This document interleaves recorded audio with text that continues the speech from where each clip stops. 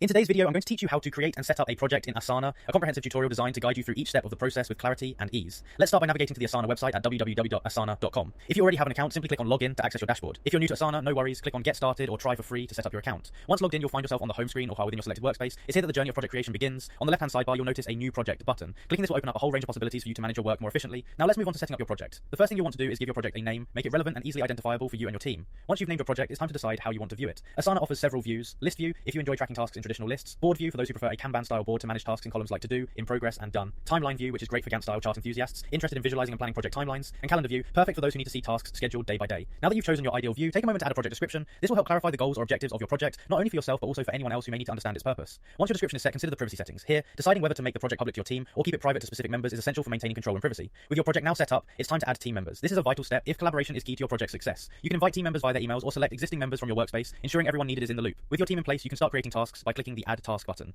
Here you can assign tasks to specific team members, set due dates, and add detailed descriptions to ensure clarity and accountability. Additionally, you might want to add sections or columns depending on your view. In List View, these are known as sections, while in Board View, they're columns. Sections like To Do, In Progress, and Completed can help you track task progress at a glance and keep everything organized. And there you have it, a complete guide to creating and setting up a project in Asana. With these steps, you're well on your way to managing your workflow more effectively and collaboratively.